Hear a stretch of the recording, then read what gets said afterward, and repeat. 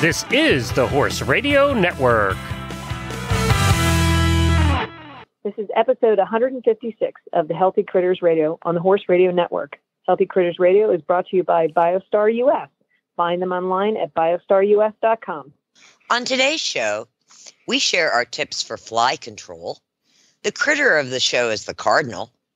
In Critter Nutrition, we share tips for choosing a dog breeder. And in Coffee Klatch, we ask, what's in your animal medicine cabinet? Join us.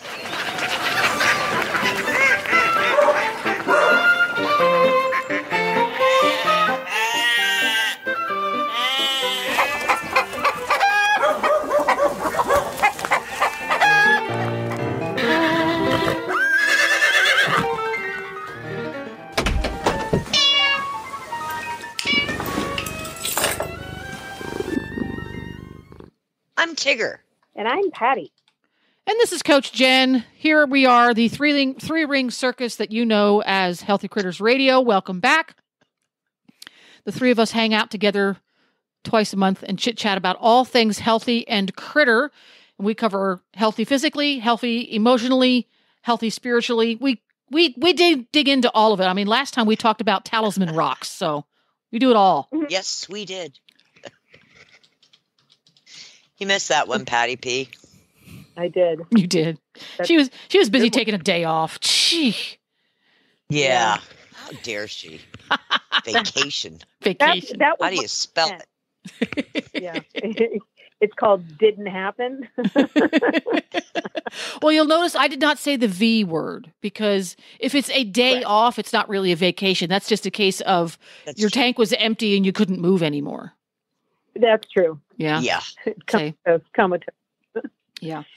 So in today's chit chat, we always start out the show with a little chit chat, catch up on what everybody's been up to, get into the groove, get halfway through our favorite adult beverage.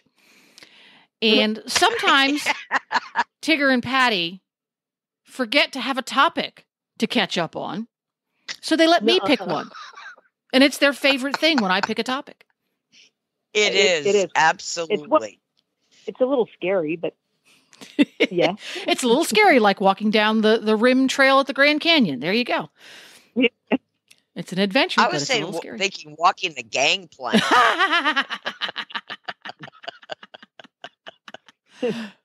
Well, seeing as how spring has truly sprung in some parts of the country, and here in Florida, where I am located, it has definitely sprung because we're having plenty of 80-degree days.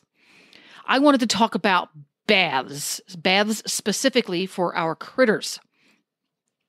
So, first question is, for your critters, and Tigger, we will insert the word dogs for you. Yes. And Patty will let you choose which critter because you have dogs and cats and guinea pigs and chickens and horses. So we'll let you choose. Mm-hmm. How I have often? Chickens. Chickens. How often do you give your dogs a bath with soapy suds, or what are the criteria that your dog needs a bath with soapy suds? Is me first or Tigger first? Tigger's first. Okay. Well, I can say in the case of Wookie, every time she rolls in manure, which is weekly, so it doesn't matter if it's December or July, yeah, she has to get a bath because her eau de perfume, it just doesn't work for me. Yeah. The rest of the dogs, they swim in the creeks, and so I would say maybe they get a bath a year, and the ones that go to Florida actually get a bath when they get there at the spa and a bath before they leave at the spa. So they get the most. They get at least 3 a year. There you go. 3 a year.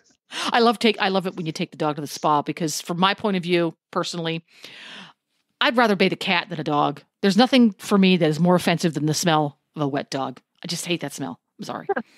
So Patty, pick a critter in your life and tell us the criteria. Yeah. Let's see. I am going to pick. I'm going to pick my horses. Okay. Because I'm with the dog thing. I mean, I gave them a bath when I was in Florida. My goal was, just so everybody knows, was to be like Tigger and bring him to the spa and do it before. And I didn't. I drove by it all the time, and I waved and I said, I'd like to make an appointment. But it didn't happen. I miss my horses because they, if they're in Florida or they're here, I like to give them a bath a week. And one of my favorite things to do at the end of the bath is put a little coconut oil. And I laugh because this has just been an ongoing thing for forever. And he started. And I like to just finish with a little coconut oil because it just makes them look so lovely and smell good. But so in Florida, we're at home. The woman who owns the barn left no attention to detail undone. It's just the most beautifully comfortable barn a horse could. I mean, the horses don't want to stay out, like to the point where, like, seriously, guys, you all have this beautiful field, stay outside. They want to come in because everything is the mat. There's like the I think, I can't remember the name of the company, but it's like the foam mats in there, and there's shavings and there's fans, and it's just beautiful. The only thing is that with the types of mats, or the cushion mats, is they don't drain great. So, my young horse, I actually think he urinates and then goes, I think I'll lay in that. He's a little bit like Wookie. So today, as I was riding around, and of course they've been clipped before they went to Florida, so their coats are kind of in their summer coats now, which are a little bit longer than when they're clipped. And I was riding around, and I went, wow, I just smell urine. So today was a bath day. So I do it once a week, and I finish it up with some beautiful coconut oil. There we go. We need to set ourselves a goal. We are on episode 156. Write that down, Tigger. Mm-hmm. How many episodes in a row we can come up with a reason to say coconut oil?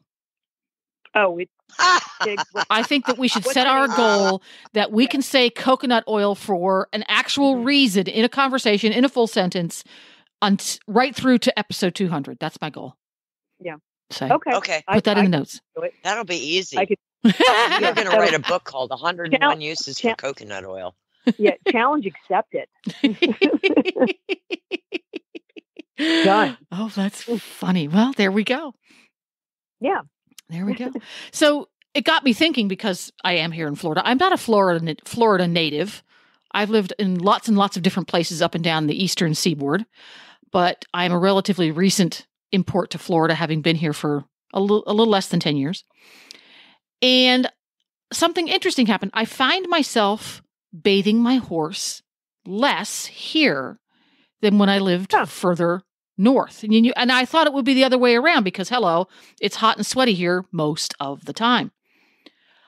But I find that I rarely bathe the horses with soap. I do rinse them, but I'm much more prone to just using the hose and put it on that super duper spray and just rinse them like crazy to get the sand out of their coat, but not use any soap because their skin gets so dry from being rained on again and again and again, and the sun is just beating down on them and it dries out their hair. So I found that very interesting as I was here for a while. The first probably 3 or 4 months we were here, it's like, shower the horse. But because we have no clay, the soil here in the part of Florida where we live in Central Florida is basically beach sand. They don't get the crud in their coat like they do when you have clay soils. The clay gets in there and clay's sticky. It stays, it sticks, it gets gooey. But we don't have that. So you don't have that need to have a surfactant to get it back out again. The sand, if you get enough water on their coat, it just falls out of their coat. So very interesting. So you have lots of different methods depending upon living conditions and how sensitive you are to, what did you call it? Eau de perfume? Yes. We would love to know what your pet's personal hygiene habits are. So you can head on over to Facebook and type in the search bar Healthy Critters Radio and post on there what your routine is like. And I'm kind of curious if there are people out there who give their cats baths, because that's something when we had our kitty cat, we did do.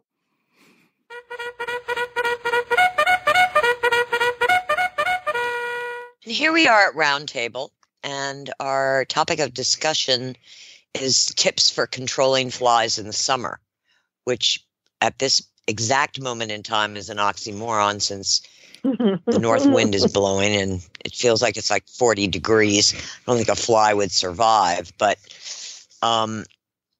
there's a wonderful website called Arbico Organics. It's ARBICO Organics. And it's where I get fly predators, and they have a really cool spray that you could put on your manure pile that reduces the odor and therefore the flies and the fly eggs. But they also sell praying mantises. Really? And yes. And a couple of years ago, I bought some, and they hatched. And for the listeners who don't know, praying mantises are the coolest bugs on the planet. First of all, the females eat the males, which I just think is totally awesome. And they are incredibly good at flies and mosquitoes and aphids, and they're a really good bug control. And they look so cool. They look like they're an alien from outer space. So I have found that the combination of the fly predators and bringing in praying mantises and this spray that you put on the manure, you can also use in the stalls.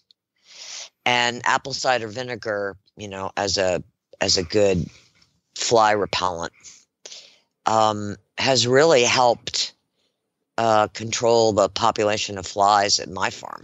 So how do you use your vinegar? Tell me the routine. Yeah, took words right out of my mouth. I'm like,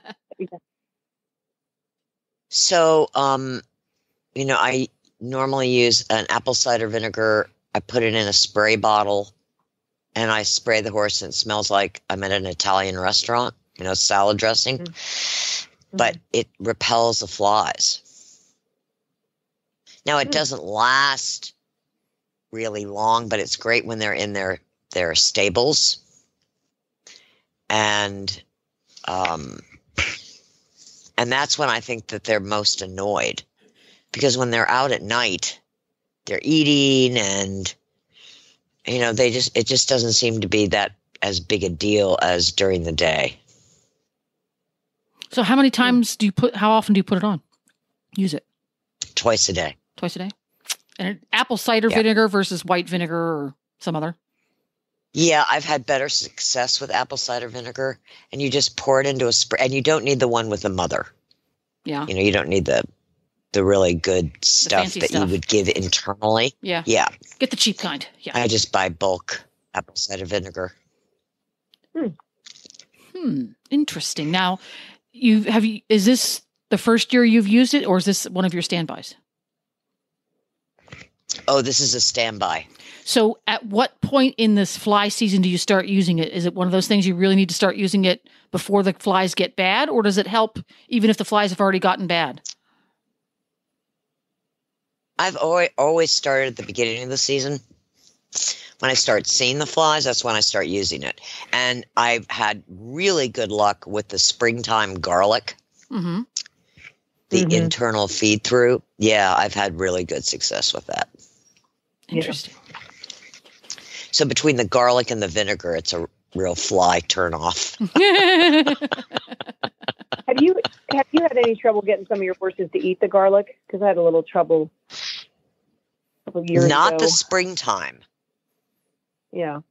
Interesting. So it's springtime feeds, and that's the one that is that what you use, and you've had trouble with horses eating it? I did for a period of time, and then but again, there's some of my harder eaters anyway, so I guess it's kind of a mute. But and it does smell garlicky. Oh yeah. I love the smell of garlic. There you go. Oh, that's the Italian in you. Well, I'm actually not Italian. I'm German. It's just my last name. There you go. So Patty, do you have a particular routine that you stick with year after year, or are you more prone to changing it up? Well, because I tend to move a lot, I've done different things in different places. When I went back to Virginia for that year, I was very much into the garlic because the flies there are more bitey, like they were in Michigan when I lived. And so I did that more. But where we are now, because it's a smaller farm, the biggest thing is manure management. Is just like getting the manure out and getting it away from the farm, which is, like there's a bunch of acreage next door that we spread the manure on, which has been very helpful, but fly predators as well. Fly predators have been a big thing. It was so interesting. They're great. They really are. And if you keep up with them, it really, really is helpful. But just, and manure removal is a big thing too. I think that's a very big thing. And I think a lot of people don't realize how far away you need to have it. If the manure storage area is close enough to the barn that you do not need a motorized vehicle to get it to the storage area, that means it's too close. Mm-hmm. Yeah. Yep. Yeah. And that, I think that's why. That's why what? That's why this Arbico Organics is such a good website, because the manure treatment stuff, you just spray on the manure pile. It works great. It works great. One of the questions, and I was trying to look this up as we were talking, is because I think the praying mantis thing is such a cool thing. Do they live everywhere? Like, can they be in are praying mantises everywhere? Because that seems like such a great, easy thing to do, like the fly predators. I was looking at it and it doesn't say, but only in these areas. So I think that's I didn't know you did that, Tigger. That's kind of cool. Yeah. And again, they work sort of hand in hand with fly predators. Yeah. Yeah. I think I may have to try that. There you go. Cool. And they're such cool bugs. Yeah, they are. And I think in the bigger picture, your local extension agent is a very good tool, because different parts of the country have different needs. And the thing I see most often is people buy into a pest control product or system, but then don't follow the directions. And then they're like, well, we're not real happy with how it worked. Well, did you follow the directions? Mm-hmm. For example, they'll get something that's supposed to either repel or kill an insect, but that's not the insect they actually have, because not all flies are the same, and not all flies can be killed or repelled by the same products. So take the time to figure out which ones are the real pests and, plan your pest control appropriately. Yeah, because at the farm we used to be at, because we recently moved to a new place, I call them face flies. I don't know what their real name is, but they're the ones that don't really bite, but they hang around the horse's eyeballs. They were the big problem. They were everywhere by the jillions. Now, our horses are now at a boarding stable. And admittedly, it's early in the season, so the flies aren't really out in force just yet. But already don't have nearly as many of the face flies, but we do have the ones that look just like them, but they bite. They get on their legs and actually bite them. So I'm going to have to update my insect game to attack that kind of a fly, because it's going to be different products applied differently, different chemicals, different ways of dealing with it. Yeah. Wow. Yeah. I was talking to somebody who sells fly predators years ago. Don't know which company it was. This is probably 8 years ago. And they were talking about the importance of identifying the species you need to address first. Because if you're addressing the wrong species, or you're just throwing a net over it, trying to address them all, you're going to be less than satisfied with the results. So there you go. I think the folks over at Arbico Organics need to be a sponsor of the Healthy Critters radio show. I think that would be pretty. Or the Horse Radio Network. That would be even better. Yeah. There you go. I may have to take advantage of some of their experts' knowledge base and maybe do a tip or two. There we go. There you go. There you go. There's also Sport Horse Essentials, which makes a fly spray that does include drum roll apple cider vinegar. They also use witch hazel and other essential oils. So that's sportessentials.com. Look at that. And they make things for doggies too. Oh, neat. Yep. Okay. There we go. Cool. Well, fun and interesting conversation. Agree. And speaking of fun and interesting conversations, it's time for us to call Hedwig. Tell everybody, Tigger, tell everybody who Hedwig is for new listeners. Hedwig is the only talking Pomeranian on any podcast anywhere in the world. Dun, dun, dun.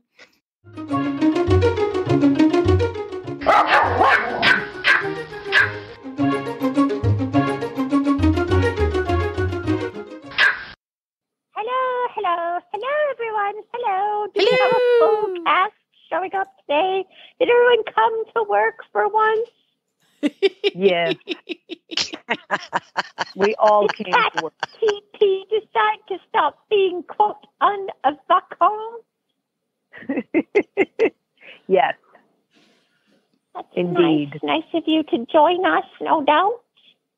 Well, thank you, Hetty. I appreciate you saying that. And I because hope you you're had being a lovely time.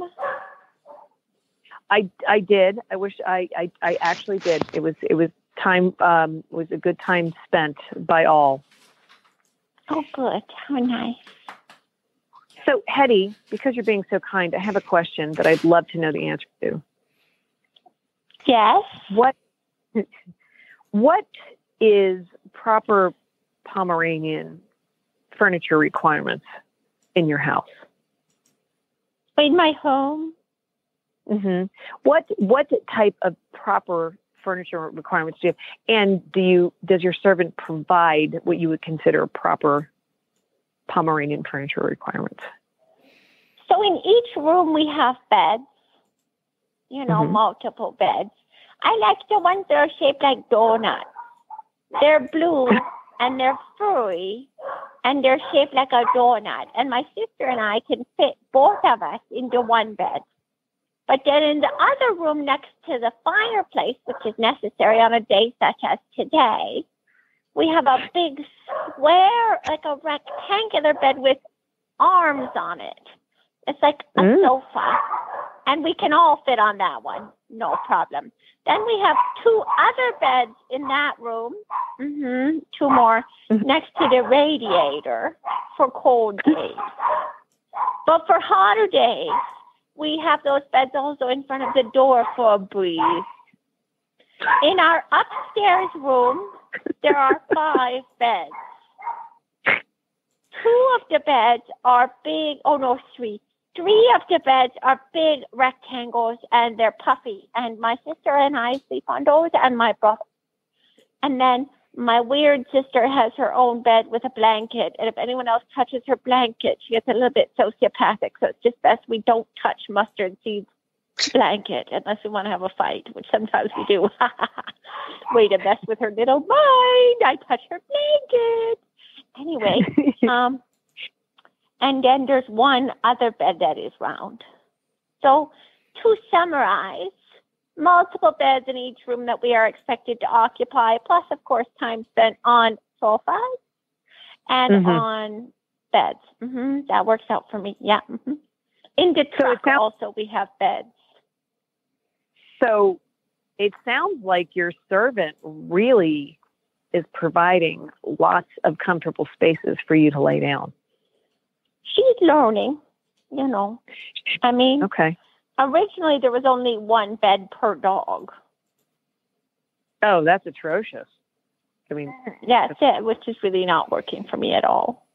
Right. And the soft donut beds are quite delightful. Those took a while to get.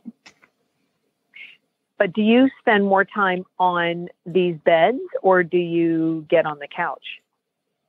Sometimes I get on the couch, but more often I like to be with one of the beds with my sister.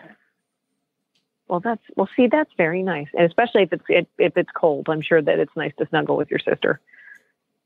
Yeah, she's very floofy. Well, thank you, Hetty, for that. I feel very obligated to go buy at least 10 more beds for my dog.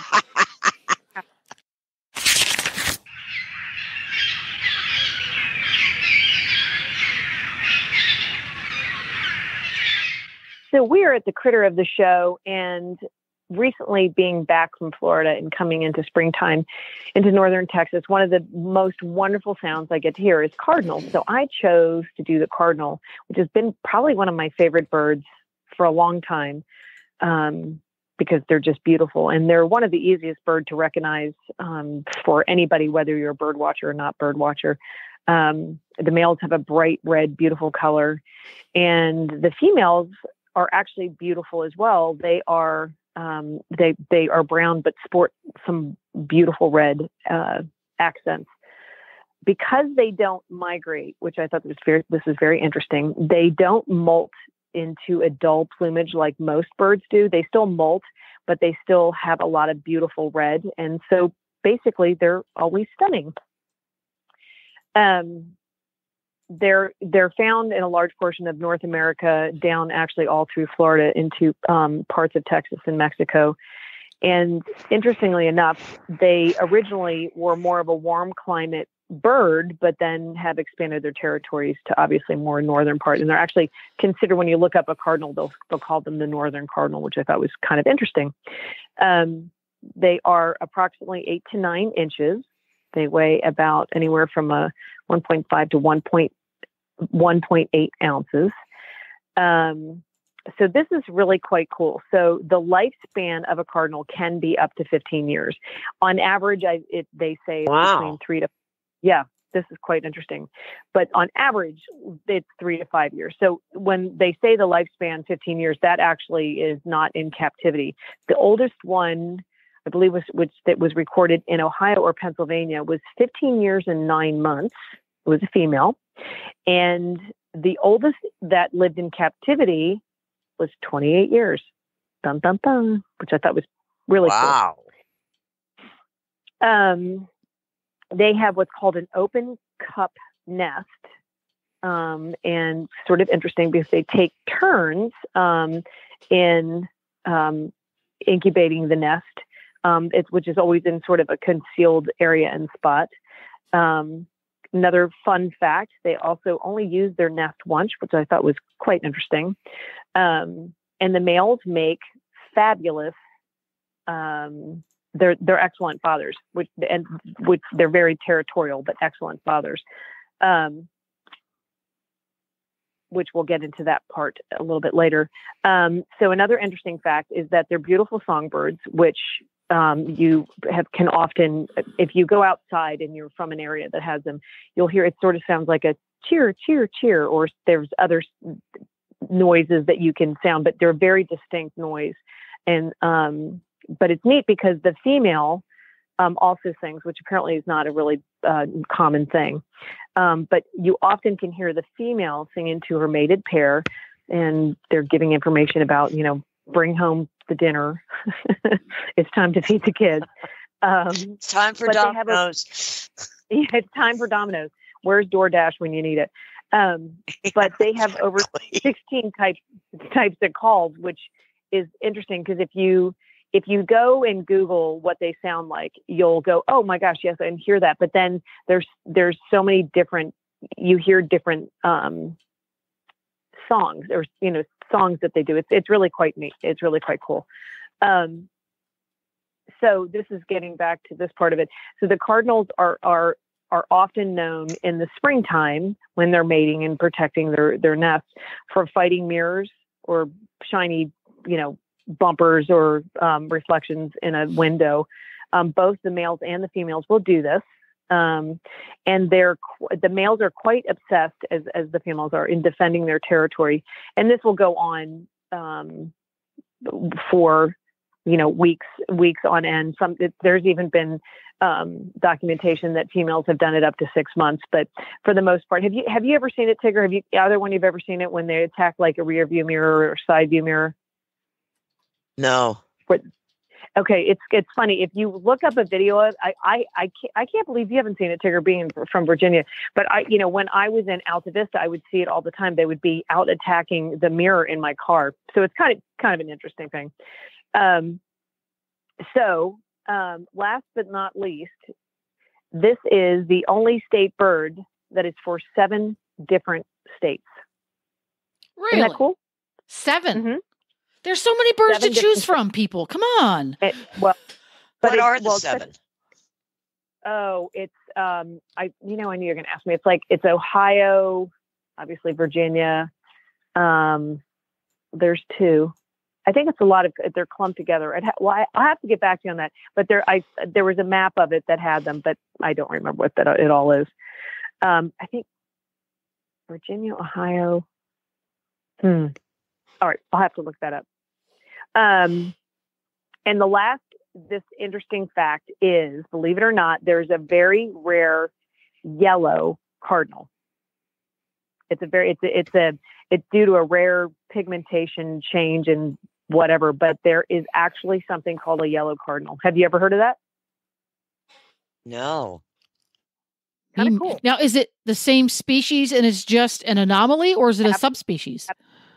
Yeah, it's the same species. It just has something to do. I mean, it got way over my head of understanding what it was, but basically it has to do with the area that they're in, and they eat more orange colored things versus, I guess, red. I'm not sure, but and the pigmentation when they eat it, and how the mutation through the pigmentation or something, and it comes out as yellow.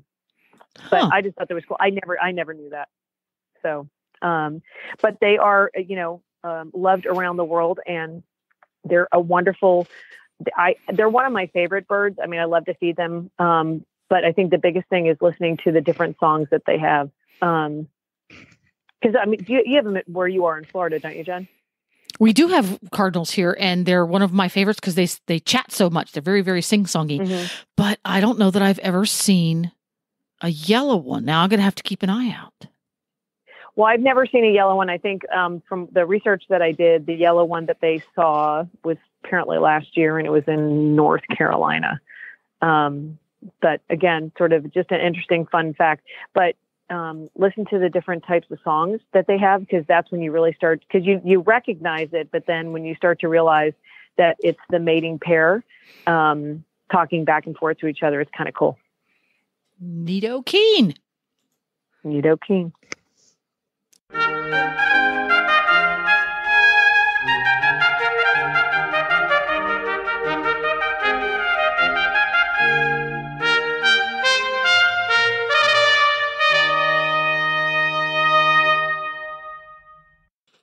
Here we are at Critter Nutrition, and I have been inspired to talk about tips on choosing a good dog breeder based on some of the Facebook groups that I'm part of. And it seems like every day somebody is posting not exactly a horror story, but a problem with a dog they purchased from a breeder, not from a rescue.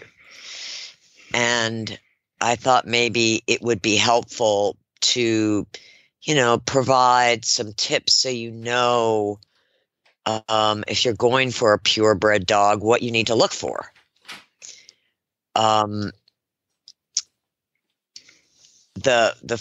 very first thing in my mind is what kind of health tests, especially health genetic tests and OFAs, which is certification of the hips and the elbows, have been done. Has the dog in certain breeds, there are eye deformities, so breeding pairs should be checked for that by an ophthalmologist. there are a lot of people breeding dogs, and they're breeding because they love their girl and they just thought it'd be fun to have a puppy.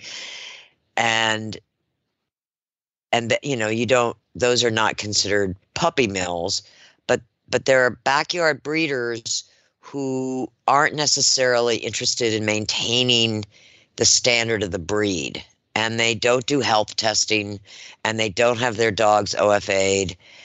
So that's usually where I recommend starting, because if the breeder doesn't have paw print genetics testing, and each breed has a list of genetic factors that you can test for. Some you can't, like epilepsy, but some you can, like the MDR1 gene in Aussies. And if the dog is tested and clear, you know that the breeder has done their homework, and that they're not just indiscriminately breeding just to make a buck, or just because they like their girl and they thought it'd be fun for their kids to have puppies. That's all well and good, unless you're passing on genetics that you aren't even aware of that are in your dog, that maybe came from the grandmother or the grandfather. So genetic testing and OFA is really important, because as we all know, these hip and elbow dysplasia issues are rampant in a lot of breeds. Then there is the question of the breeder. The person who is actually doing the breeding owns the bitch, and maybe also the boy. What kind of interaction have you had with them, even on the phone? Because the person, the breeder that is really enthusiastic about preserving the breed, the qualities of the breed, not breeding, many litters a year, that's a sure sign of a puppy mill, are very proactive in the preventative and veterinary care of the mother. And I know my experience with my mentor breeder was, in my initial conversation with her, which was 2 hours, it felt like I was, being considered adopting a human child. And I really appreciated her. She wanted to know what kind of dogs I'd owned in the past, and what I'd done with dogs in the past, and da da da da da. I mean, it was a lengthy process, and I would advise you not to feel discouraged by that. That's actually a sign of a good breeder, because they really care where their puppies go. So they want to know absolutely everything about you, and what your lifestyle is. Another thing to consider is the health screening of the puppies. What kind of health screening has the breeder done? Most breeds are sold at 8 to 10 weeks. They should not go without their first vaccinations. They should not leave home without them.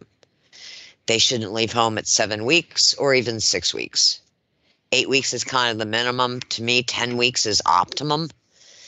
And if they come with a USDA health certificate, you can suspect that that's a puppy mill. A health certificate from a vet is quite different, and it's something that the puppy has to fly with if you're going to fly at home or travel out of state with. And that should come with your puppy, especially if they're leaving the state. What are the handling of the puppies? When you're interviewing the breeder, who is also interviewing you, you want to know the kind of socialization the puppies are being exposed to. Are they raised in the house, or are they raised in a barn? Are they exposed to something called puppy culture, which is a desensitization and socialization program that includes interactions with kids and other humans, textures, different surfaces that they walk on, sounds, other dogs. That really helps create a confident puppy, not a fearful one. So if none of those socialization aspects have been done, I would recommend that you walk away. Contracts are really important in the breeding business, especially for serious breeders.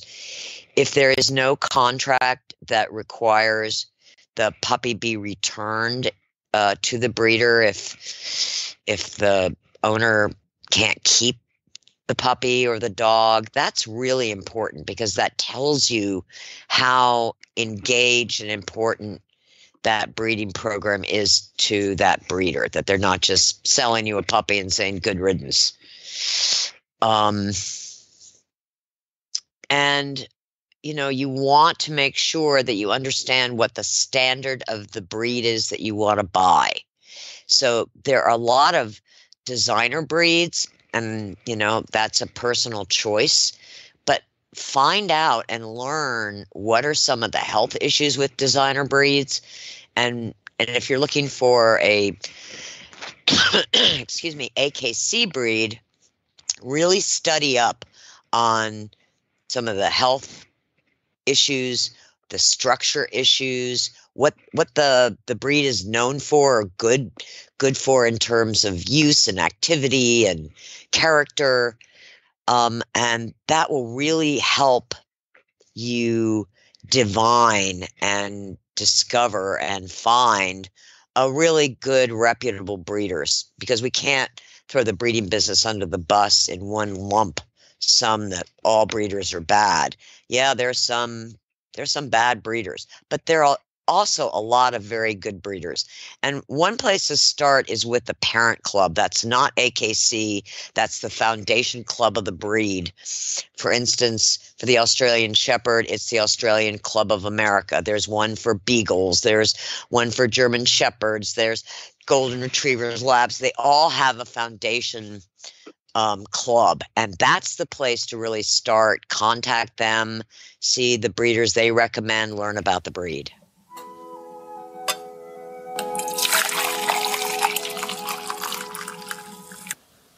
And now we're at Coffee Klatch, and I was inspired when I came home from Florida, and I had to deal with my own wound, and I opened up the animal medicine cabinet, and I started going through things and realizing how much had expired, and thinking, I need a good spring cleaning of the animal medicine cabinet, which is very helpful, because you realize the things that are really, really important in your own medicine cabinet. So the question in Coffee Klatch is, what's in your animal medicine cabinet? I can tell you that all my expired products are gone, and I have been slowly replacing with newer products that have another year or two on their expiration date. But there are some things that I can't live without. One of them is colloidal silver. It's in the barn. It's in the house. It's in several places in the house. It's my go-to. It's my go-to liquid for wounds. 4x4s. I have so much vet wrap that I could probably open a vet wrap store. Again, I keep it in the barn. I have some in the house. I find it the most indispensable thing ever. I like to make my own poultices, so I always have clay on hand, and that way I can add certain things to the clay if I want to make a wound poultice. And then, of course, lots of gauze and tape and betadine. And I have discovered the wonders of hydrogen peroxide, which I've I've had, but I've never used to the extent that I have recently. And man, that's a really great product to have, along with betadine. So, those are kind of my basic, what's in your medicine cabinet. And I have recently discovered the wonders of calendula ointment. And it's like a butter in a little tin, and it's really amazing for human wounds, dog wounds, horse wounds, not deep wounds, but surface wounds. So those are some of my go-tos, because my medicine cabinet is and always syringes. 30 cc, 60 cc, 10 cc. Yeah, you got to have a lot of syringes. How about you, Patty? A lot of what you said, hydrogen peroxide for sure. I maybe we should start a new vet wrap company, because I could do tons of vet wrap. And then gauze, Manuka honey. I always have that. Just to use on wounds. I do triple antibiotic cream, which I love. I'm trying to think of the blue stuff. Chlorhexidine, is that it? That's the one. Chlorhexidine? Yeah. Yes. Yeah. I use that a lot in Florida for when the horses start going out, the grunge stuff, which really helps with that. Did I say coconut oil? I mean, coconut oil.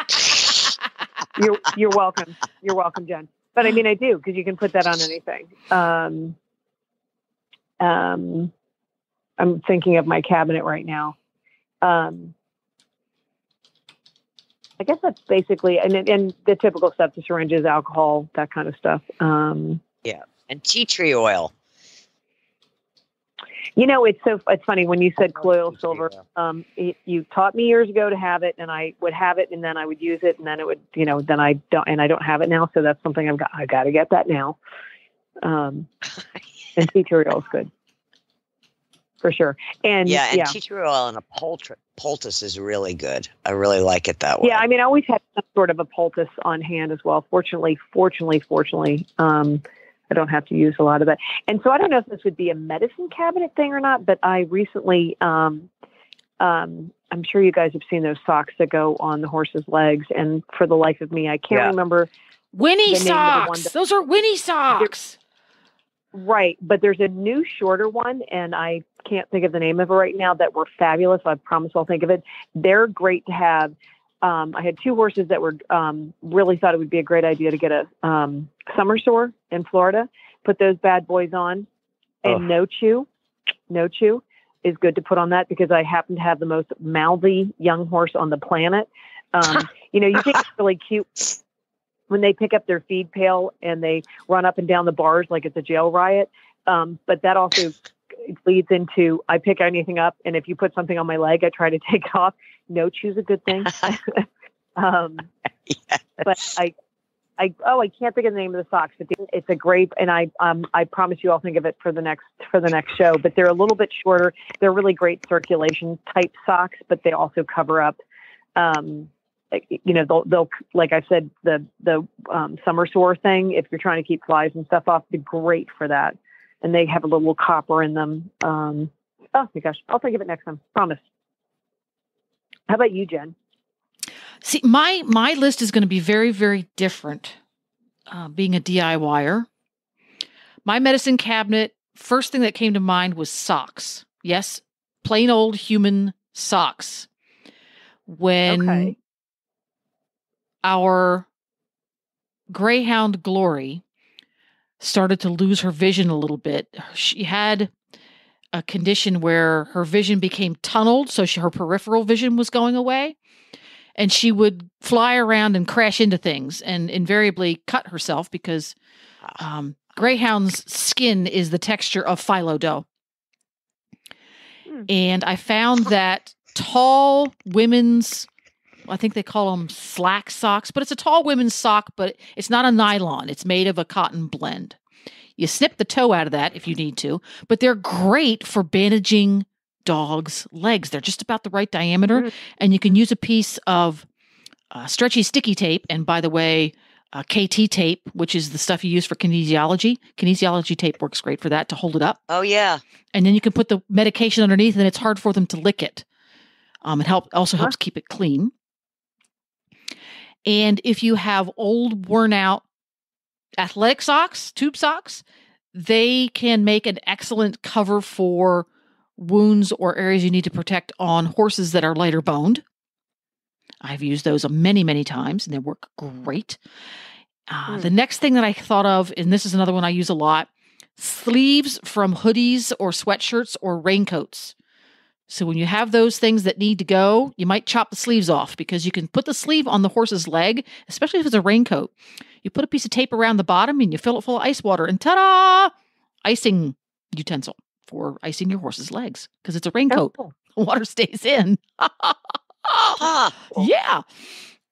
And the sleeves from sweatshirts are really handy for bandaging hocks and knees, because it conforms really nicely. What? Okay, you're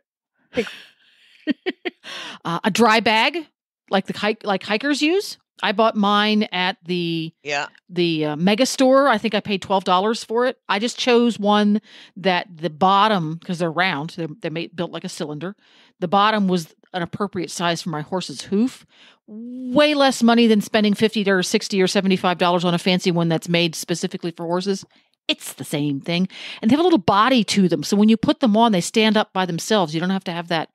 You don't have to have suspenders on them. So I always have a dry bag. I always keep around my kit horseshoe pads, the ones that your farrier puts underneath of the horseshoe.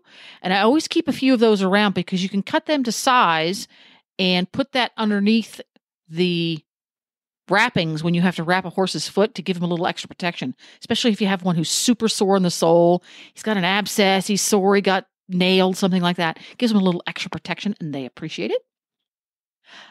You can never have too many towels, in my opinion, of every type. Yeah. You have to have big towels, little towels, really super absorbent towels that are fluffy, towels that you can chop apart.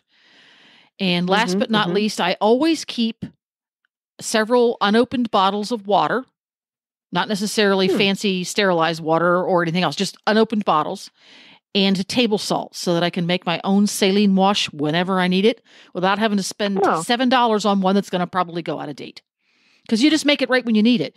If you have the small single serving water bottles, like they come in about 20 ounces, you put the appropriate amount of table salt in there, which is the amount is available. Just go Google it. And if you poke a hole in the bottle, because those single serving size bottles that you buy at the mega store are so thin, you can just poke a hole in it with a point of a pen or a knife or a pair of scissors. You can literally squirt it out the bottle. Oh, wow. I've done this. So you take the lid off the bottle, put the salt in, close the lid, give it a shake so it dissolves.